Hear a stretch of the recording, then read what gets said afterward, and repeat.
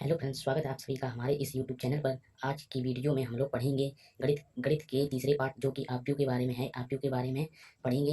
ये चैप्टर बहुत ही महत्वपूर्ण है क्लास 12 के लिए। चलिए पहला प्रश्न देखते हैं। पहले प्रश्न में दिया गया है आव्यूह ए 2 5 19 -7 35 -2 5/2 12 √3 ए -5 17 के लिए ज्ञात कीजिए।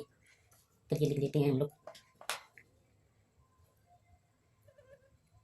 आव्यूह ए बराबर 2 5 19 -7 35 -2 5/2 12 √3 1 -5 17।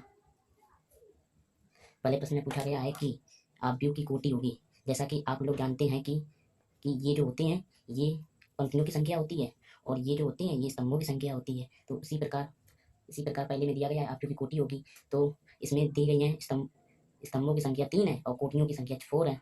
तो आव्यूह की कोटि होगी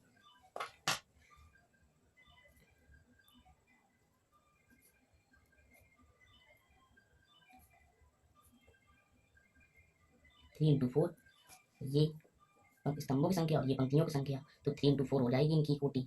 इसी प्रकार दूसरे प्रश्न में पूछा गया है अवयवों की संख्या। अवयवों की संख्या होगी 1 2 3 4 5 6 7 8 9 10 11 12। तो इसमें अवयवों की संख्या होगी 12।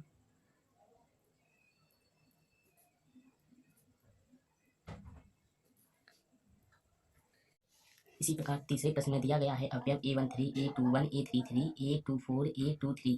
तो ये बताने से पहले मैं आप लोगों को कुछ समझा रहा हूँ, ध्यान से समझिएगा। ये जो होते हैं ये पंक्तियों की संख्या और ये स्तंभों की संख्या है। तो इसमें A13 तो पहली पंक्ति और तीसरा स्तंभ, पहली पंक्ति ये है, तीसरा स्तंभ ये है। तो A13 बराबर हो जाएगा 19। इसी प्रकार A21 बराबर मतलब दूसरी पंक्ति और पहला स्तंभ, तो इसका अवयव हो जाएगा 35। इसी प्रकार A33 तीसरी पंक्ति और तीसरा स्तंभ, तो इसका अवयव हो जाएगा -5।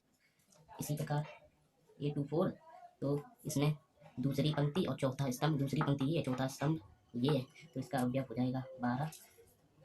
और इसी प्रकार A23 दूसरी पंक्ति और तीसरा स्तंभ, तो इसका अवयव हो जाएगा 5/2।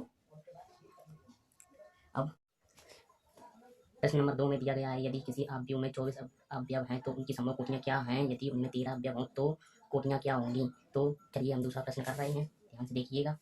तो सोचो आप लोग इनकी समूह कोटियाँ क्या क्या हो सकती हैं।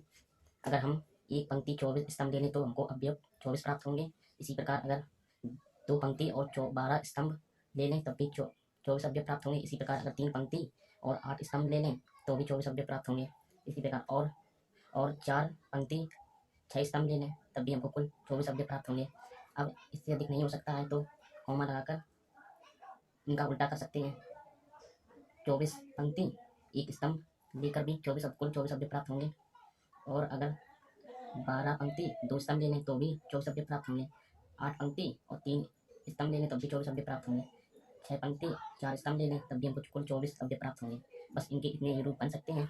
और डी प्रश्न में दिया गया है उनमें 13 अवयव हों तो उनकी समूह कोटि क्या हो सकती है।